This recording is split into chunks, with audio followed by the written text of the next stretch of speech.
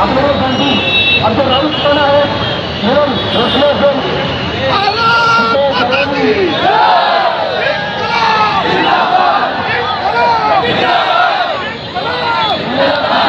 काटेकोरपणे पालन करायचं आहे. मुलांना व्यवस्थित त्यांच्या लाईनमध्ये बसून घ्या. त्यांचा सुद्धा ट्रेनिंग द्यावर नाही. बऱ्याच महिला असतील, आमच्या बहिणी असतील, आमच्या मुली असतील. शांतपणे मी ऐकला नाही, शांतपणे नाही पडा तरी आमच्या बाजूला जाऊन बघा. त्यांच्यामध्ये कुठलाही अनुचित प्रकार घडणार नाही. जर कोण असेल आपल्याला आढळलं तर ताबडतोब आपल्याला आपले जे प्रतिनिधी आहेत त्यांना कानून झाला पोलीस योग्य शासन करतील. पोलिसांनी या बाबतीत मनोरंजन द्यावे. आमच्या पोलीस प्रशासनाला आमच्या पोलीस बांधवांना मनोरंजन द्यावे. आम्ही संविधान मानणारे आहोत. आम्ही छत्रपती शिवाजी महाराजांना मानणारे आहोत. आमच्याकडून एकही दगड उचलला जाणार नाही. आमच्याकडून कुठलाही अनुचित प्रकार घडणार नाही. पण जो कोण असं करायचा प्रयत्न करेल आपण त्याला सत्वापुष्ट अटक करून त्याला शासन करावं. तर आमचं मूल्यवान विचार घेऊन पण अशा प्रकारचं काही पाऊल उचलणार नाही. छत्रपती शिवाजी महाराज जय जय जय जय बळावी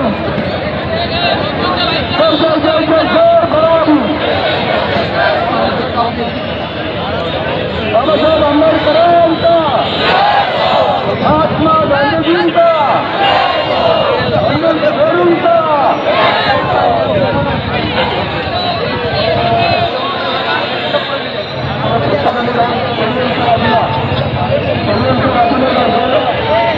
आणि त्यांच्या मागे येणार आहे. आमच्या लोकांची नाही लगेपर्यंत पोलीस आंदोलन म्हणायचे आहे की त्यांनी ट्रॅफिकचं नियोजन करावं.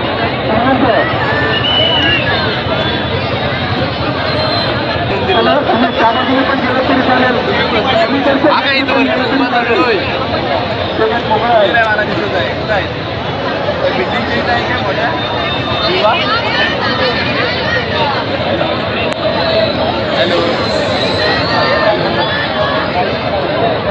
अरे हिंदू मुस्लिम शीख तुकारी, हिंदू मुस्लिम शीख तुकारी, हिंदू मुस्लिम शीख तुकारी. भारतीय संविधानाचा, भारतीय संविधानाचा, डॉक्टर बाबासाहेब आंबेडकरांचा. चला चला मागच्या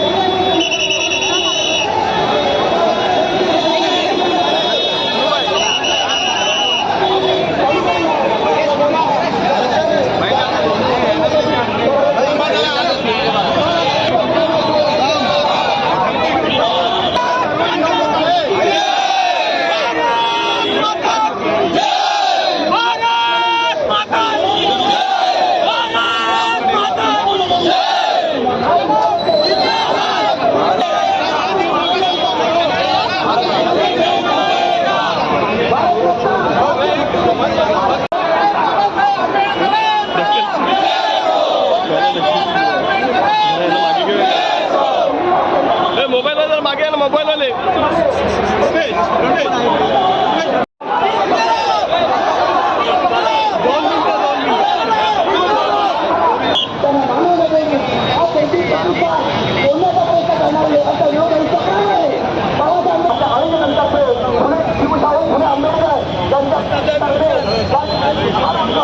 या ठिकाणी एका ठिकाणी मोर्चांचे विचार त्या ठिकाणी स्वतःला मारायचं आतापर्यंत हे सहकार्य मिळेल आहे. त्यामुळे फार मोठा आपण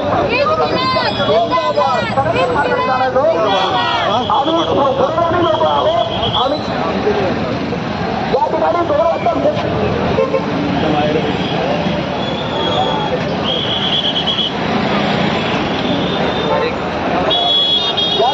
2 वाजेपर्यंत मोर्चा चालणार आहे. त्यांना भान ठेवून त्यांनी मोर्चाचा विसर्जन झाल्यानंतर 2 वाजेपर्यंत निवेदन द्यायचं. ते निवेदन आपण माननीय कलेक्टरांना सुद्धा द्यावे सांगायला पाहिजे. या मोर्चापर्यंत लोक धर्म मार्गाने दुसऱ्या मार्गाने आलेले आहेत. या ठिकाणी आम्हाला याची जी किंमत आहे मोर्चाची हे खरं कलेक्टर शासनाचे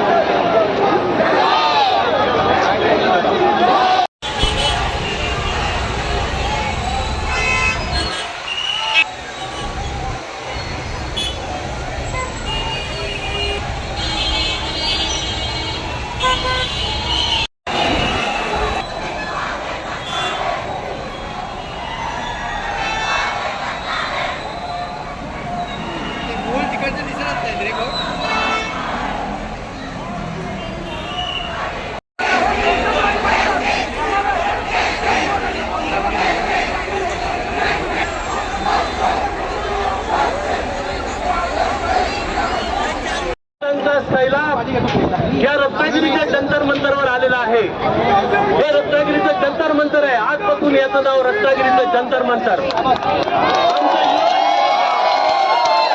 आजपासून आमच्या युवकांनी दिलं नाव हे रत्नागिरीचं जंतर मंतर. या जंतर मंतर मधलं हा रत्नागिरीच्या सगळ्या युवकांचा जो आक्रोश आहे, जो आंदोलन आहे, जो आवाज आहे, तो इथून उमटणार आहे. आणि हा खऱ्या अर्थाने आवाज आपण इतक्या मोठ्या ताकदीने दाखवलात. फक्त एका दिवसाच्या नोटिसीने जवळपास 3,000च्या पेक्षा तरुण रस्त्यावर उतरतायत. याचा अर्थ असा आहे जंतर मंतरची धग आमच्यापर्यंत लागलेली आहे. जंतर मंतरला मुलं का जमली? सोनू वांगचुकने आंदोलन का केलं? सोनू वांगचुकने तिथे आंदोलन केलं कारण नीट पेपर लीक झाला. जवळपास 157 पेपर लीक झाले आणि ते लीक करणाऱ्याची जबाबदारी देशाचे शिक्षण मंत्री म्हणून त्यांनी घेतली नाही. त्यांचा राजीनामा मागण्यासाठी जंतर मंतरवर आंदोलन केलं. तेवढ्यासाठी नाही तर ज्यांचा पेपर लीक झाल्यामुळे ज्यांचं आयुष्य उद्ध्वस्त झालं अशा देशातल्या 22 जणांनी आत्महत्या केल्या. 22 जणांनी. आणि त्या आत्महत्या केल्यातला एक पालक ह्या मोर्चात आहे. त्या आत्महत्या केल्यातला एक पालक हा मोर्चात आहे जो आमच्या कोकण रेल्वेचे पवार यांचा नातेवाईक आहे. म्हणजे बघा ती धग फक्त दिल्लीपर्यंत नाही, ती धग आमच्या रत्नागिरीपर्यंत आलेली आहे. का आत्महत्या करायला लागली? कारण संपूर्ण 2 वर्ष सगळं आई वडिलांचे पैसे क्लास सगळं लावून अभ्यास करूनही सुद्धा पेपर लीक होऊन त्या मुलांना मार्क मिळत नाहीत. तर ज्याने अभ्यास केलेला नाही त्यांना मार्क मिळतात. 23-24 लाखाला पेपर विकत घेऊन त्यांना मार्क मिळतात. ही जी आहे वेदना, ही वेदना त्या सोनू वांगचुकच्या आणि संपूर्ण दीपिकेच्या आंदोलनात आहे. आणि ही वेदना अख्ख्या देशाची आहे. आणि ह्या वेदनेसाठी शिक्षण मंत्र्यांचा राजीनामा हा आम्ही मागितला आहे. आमच्या तमाम रत्नागिरीच्या मुलांनी या शिक्षण मंत्र्याचा राजीनामा मागितला आहे. त्यांनी शिक्षण मंत्र्याचा राजीनामा दिलाच पाहिजे. आणि दुसरी गोष्ट आहे जंतर मंतरवर सलग ज्या वेळेला 21 दिवस आंदोलन चाललं, आज त्याचा 25वा दिवस आहे, त्यावेळेला अक्षरशः सोनू वांगचुकला पोलिसांनी गुंडागर्दी करून एखाद्या दहशतवाद्याप्रमाणे येऊन जसं आम्ही दुसऱ्याच्या देशात घुसतोय तशा पद्धतीने घुसून त्यांना जे उचलून नेलं ते अत्यंत घृणास्पद आहे. त्याची जेवढी टीका करावी तेवढी वाईट आहे. पांढऱ्या चादरी आणून पोलीस इतकी क्रूरता आणि तुम्हाला साधं त्याची अकाउंटेबिलिटी नाही. तुम्ही त्या सगळ्या गोष्टींबद्दल स्वतः प्रतिक्षा व्यक्त करत नाहीत. आमच्या पंतप्रधान याची दखलही घेत नाही. ही कुठली असंवेदनशीलता? या असंवेदनशीलतेचा एल्गार, या असंवेदनशीलता एल्गार हा रत्नागिरीचा युवा इथं आलेला आहे. हा प्रत्येक महाविद्यालयात आलाय. याला कोणी गाड्याने आणलं नाही की घोड्याने आणलं नाही की पैसे देऊन आणलं नाही. हा उत्स्फूर्तपणे आलाय. संपूर्ण जिल्ह्यातला उत्स्फूर्तपणे आलाय. आणि हा युवा मागतोय आम्हाला न्याय द्या, आम्हाला आमच्या लोकशाहीचा अधिकार द्या, आम्हाला आमच्या अभिव्यक्तीचा अधिकार द्या, आम्हाला आमच्या मोर्चाचा अधिकार द्या, आम्हाला आमच्या परीक्षेचा अधिकार द्या. नाहीतर मग आम्हाला जो अधिकार नसेल त्यांच्यासाठी तुम्ही त्या शिक्षण मंत्र्यांचा राजीनामा घ्या. शिक्षण मंत्र्याचा राजीनामा हा महत्वाचा आहे. त्यासाठी मला असं या निमित्तानं सांगायचं की हा माझ्या युवकाचा एल्गार आहे. हा एल्गार आज जवळपास 1.5 किलोमीटर चालून आलाय. जवळपास 3-3.5 हजार युवकांचा सैलाब इथे पसरलेला आहे. आणि तो ह्यापूर्वी म्हणजे रत्नागिरीत ह्यापूर्वी युवक इतके रस्त्यावर आलेले आम्ही कधी बघितले नाहीत.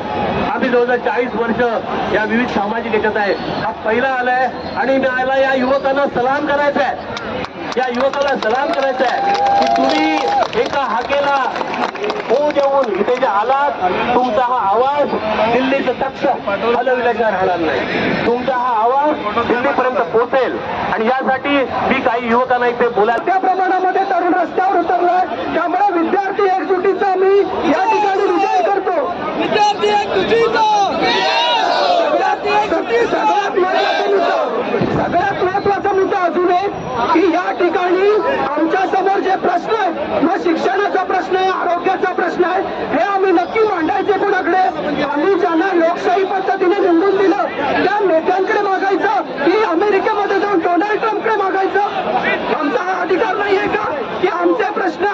लोकशाही पद्धतीने विद्यार्थ्यांचे प्रश्न आम्ही व्यवस्थेकडे मांडतोय, तर आम्हाला हे देशद्रोही म्हणतात. आम्हाला हे आंदोलन करणाऱ्या विद्यार्थ्यांना हे देशद्रोही म्हणतात, नक्षलवादी म्हणतात. मला या विद्यार्थ्यांना प्रश्न आहे की आपण देशद्रोही आहोत का? आपण देशद्रोही आहोत का? या रत्नागिरी जिल्ह्यामध्ये 3000पेक्षा जास्त विद्यार्थी एकत्र येतात, हे देशद्रोही आहेत का? मग आपण याचं उत्तर दिलं पाहिजे. अशाच पद्धतीनं जोपर्यंत धर्मेंद्र प्रधान शिक्षण मंत्री यांचा राजीनामा असतोय तोपर्यंत हा लढा अविरतपणे चालू झाला पाहिजे. माझा विद्यार्थ्यांना प्रश्न आहे, आपण एक दिवसासाठी रस्त्यावर उतरलोय का? एक दिवसासाठी उतरलोय का? जोपर्यंत राजीनामा होत नाही तोपर्यंत आपल्याला हा लढा चालूच ठेवायचा आहे. आणि मी विद्यार्थ्यांच्या या ठिकाणी कॉलेजमधले प्रतिनिधी आहेत त्यांना विनंती करतो की या ठिकाणी नाव जोडलं जाईल, पक्षाचं नाव जोडलं पाहिजे. आणि शेवटकडे थांबताना मी एवढंच सांगतो की आम्हाला काँग्रेसची काय भूमिका याच्याशी काय देणं घेणं नाही, आम्हाला शिवसेनेची काय भूमिका याच्याशी काय देणं घेणं नाही. आमचा प्रश्न विद्यार्थ्यांचा आहे आणि त्या विद्यार्थ्यांच्या शैक्षणिक व्यवस्थेमध्ये दुरुस्ती झाली पाहिजे, यासाठी सगळे आम्ही एकत्र आलो. मी पुन्हा एकदा सगळ्या विद्यार्थ्यांना धन्यवाद देतो आणि या ठिकाणी थांबतो. मी विद्यार्थी प्रतिनिधींना विनंती करतो की आपण पुढे यावं. मी गेले 3 वर्ष नीटची तयारी करते. मी पुण्याला होते. नीटची 3 वर्ष प्रिपरेशन करते पुण्याला.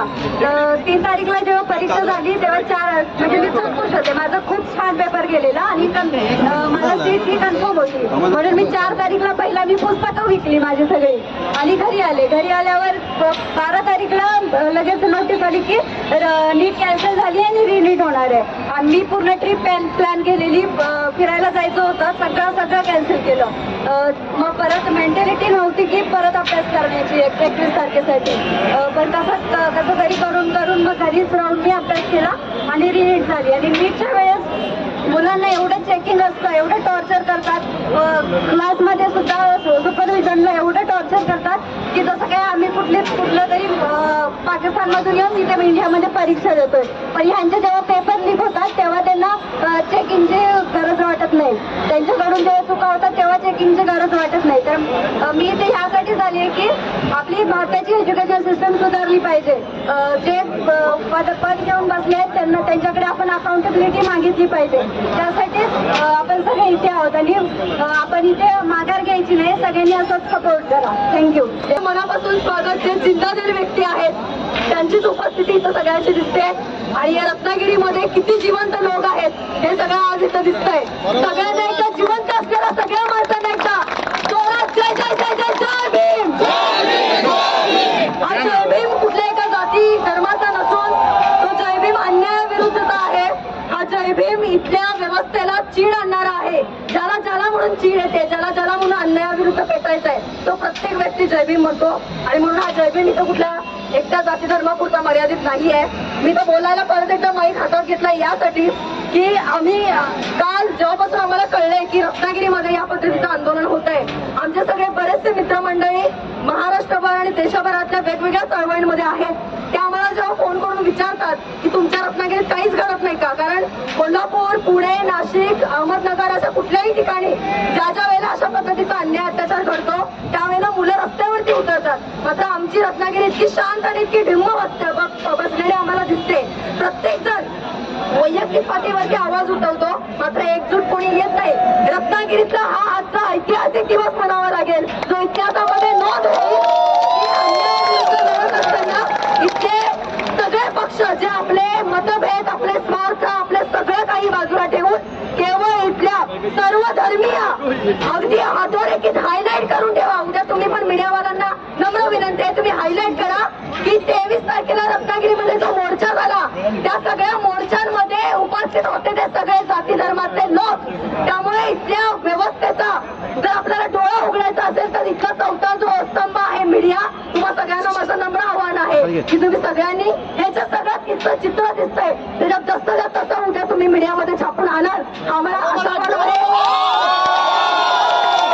इथलं चित्र जसं तसं सगळ्या जनमानसांमध्ये त्या बहिऱ्या आणि आंधळ्या लोकांच्या इथल्या भ्रष्ट व्यवस्थेच्या डोळ्यात आणि कानापर्यंत तुम्ही हा आवाज पोहोचवाल की या सगळ्या आंदोलनामध्ये सगळ्या जाती धर्मातले लोक होते. आणि हो, सगळेच प्रशासनातले लोक वाईट नसतात. आमच्यासोबत काल पण आम्ही जेव्हा परमिशन मागण्यासाठी गेलो होतो आणि सोबत आम्हाला जे जे काही कॉक्रोच म्हटले गेले त्यातले कॉक्रोच सुद्धा त्या परमिशनसाठी उपस्थित होते. पोलिसांनी आम्हाला स्वतः सांगितलं की तुमचं आम्हाला कायदारी सुव्यवस्थेच्या दृष्टिकोनातून सहकार्य लाभू दे. आम्ही तुम्हाला दुप्पट नाही तिप्पट तुम्हाला सहकार्य करू. त्या पद्धतीचं सहकार्य इतके शासनाने आम्हाला प्रशासनाने केलंय.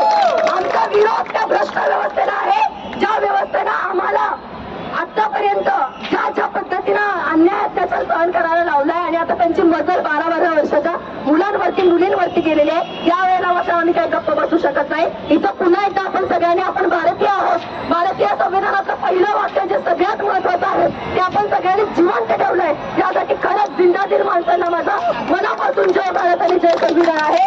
आपण सगळ्यांनी पुन्हा एकदा 2च मुद्दे महत्वाचे लक्षात ठेवायचे. प्रत्येक जण इथे येतील, भाषण करतील, जातील. अजूनही आंदोलन संपलेलं नाही. महिना झालाय, महिन्याच्या पुढेही जाऊन अजून तिथं सोनम नावाचा माणूस ज्या पद्धतीनं त्याला काही बोललं जाते एवढं सोपं नाही आहे की उपाशीपोटी. आता हे आंदोलन झाल्यानंतर पहिल्यांदा माणसं जेवायला जातील. सकाळी मी काही खाऊन आलेलं नाही, त्या तयारीत होतो म्हणून माणसं जेवायला जातील. पण तो माणूस कोण कुठली माणसं, कोण कुठल्या जाती धर्मातला मुलगा मेलाय त्या 22 माणसांसाठी, 22 मुलांसाठी तो माणूस तिथं उपोषणाला बसलाय.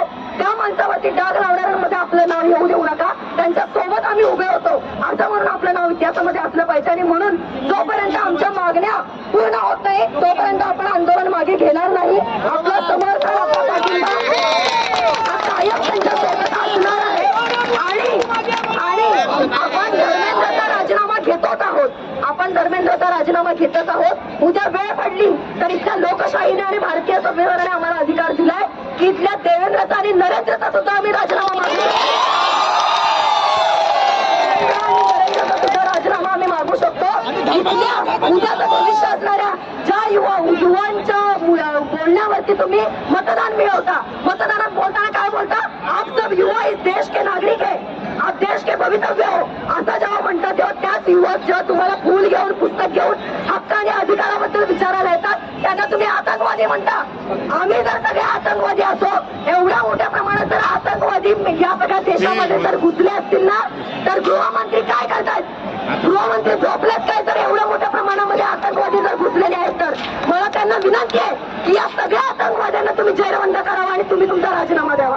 मी सगळ्यांच्या वतीनं विनंती करते आपण सगळ्यांनी या मागण्या लावून धराव्या आणि पुन्हा एकदा सगळ्यांना मनापासून धन्यवाद या युवा पिढीच्या वतीनं. धन्यवाद.